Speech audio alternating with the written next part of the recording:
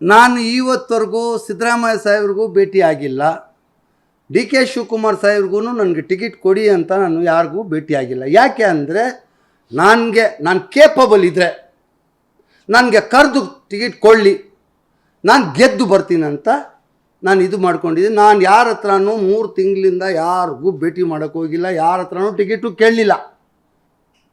ಯಾಕಂದರೆ ಅದು ಸುಳ್ಳಾಗಬಾರ್ದು. ನಾನು ಯಾರ ಹತ್ರನೂ ಟಿಕೆಟ್ ಕೇಳಲಿಲ್ಲ. ನಾನು ಓನು ಹಾಗೆ ಇವತ್ತು ನನಗೆ ಭರವಸೆ ಇದೆ, ಕಾಂಗ್ರೆಸ್ ಪಾರ್ಟಿಯಿಂದ ನನಗೆ ಟಿಕೆಟ್ ಕೊಡ್ತಾರೆ, ನನಗೆ ಬ್ಯಾಂಗ್ಳೂರು ಸೆಂಟ್ರಲ್ ಕೊಡ್ತಾರೆ, ನಾನು ಗೆದ್ದು ಬರ್ತೀನಿ ಅಂತ ಹೇಳ್ಬಿಟ್ಟು ನನಗೆ ಇವತ್ತು ವಿಶ್ವಾಸ ಇದೆ. ಅದು ಲಾಸ್ಟ್ ಟೈಮ್ ಆಗಿದ್ದು ತಪ್ಪು. ಈಗ ದಯವಿಟ್ಟು ಮಾಡಬೇಡಿ.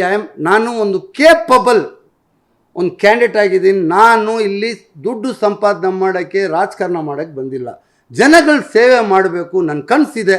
ನನ್ನ ಅಕ್ಕ ತಂಗಿಗಳಿಗೆ, ಆ ಮಕ್ಕಳಿಗೆ ಸ್ಕಾಲರ್ಶಿಪ್ ಕೊಡಬೇಕು, ಮನೆಗಳು ಕಟ್ಟಿಕೊಡಬೇಕು, ಏರಿಯಾ ಸಿಂಗಾಪುರ್ ಸಿಟಿ ಥರ ಇರಬೇಕು, ಅದರಲ್ಲಿ ಸರ್ಕಾರದ್ದು ಹೆಲ್ಪ್ ತಗೋಬೇಕು. ನನ್ನದು ಸ್ವಲ್ಪ ದುಡ್ಡುಗಳಿರುತ್ತೆ, ನನ್ನ ದುಡ್ಡು ಸ್ವಲ್ಪ ಖರ್ಚು ಮಾಡ್ತೀನಿ. ಅವ್ರಿಗೆಲ್ಲ ಏನಾದರೂ ಒಂದು ಮನೆಗಳು, ಶೀಟ್ ಮನೆ ಒಂದು ಕಾಣಬಾರ್ದು, ಜೋಪಡಿಗಳು ಒಂದು ಕಾಣಬಾರ್ದು, ಸ್ಲಮ್ ಒಂದು ಇರಬಾರ್ದು, ಆ ಥರ ಒಂದು ಕನಸಿದೆ.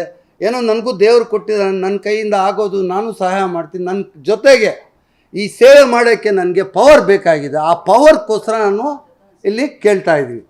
ಆ ಪವರ್ ಇದ್ದರೆ ನಾನು ಏನು ನುಗ್ಗಿ ಕೆಲಸ ಮಾಡ್ಬೋದು. ಇಲ್ಲ ಅಂದರೆ ಇವಾಗ ನೋಡಿ, ಇನ್ಕಮ್ ಟ್ಯಾಕ್ಸಿಂದ ನನಗೆ ಎನ್ಕ್ವೈರಿ, ಇ ಡಿಯಿಂದ ಎನ್ಕ್ವೈರಿ, ಏನು ಮಕ್ಕಳಿಗೆ ಸಹಾಯ ಮಾಡಿದ್ದೀನಿ, ಮಕ್ಕಳಿಗೆ ಸ್ಕಾಲರ್ಶಿಪ್ ಕೊಟ್ಟಿದ್ದೀನಿ, ಮನೆಗಳು ಕಟ್ಟಿಕೊಟ್ಟಿದ್ದೀನಿ, ಬಟ್ಟೆ ಕೊಟ್ಟಿದ್ದೀನಿ, ಸ್ಯಾಡಿಗಳು ಕೊಟ್ಟಿದ್ದೀನಿ, ಇದೆಲ್ಲ ಕೊಟ್ಟಿದ್ದೀನಿ ಅಂತೇಳ್ಬಿಟ್ಟು ನನ್ನ ಮೇಲೆ ಎಲ್ಲ ಎನ್ಕ್ವೈರಿಗಳು ನಡೀತದೆ. 11 ಕೇಸ್ ರಿಜಿಸ್ಟರ್ ಆಗಿದೆ.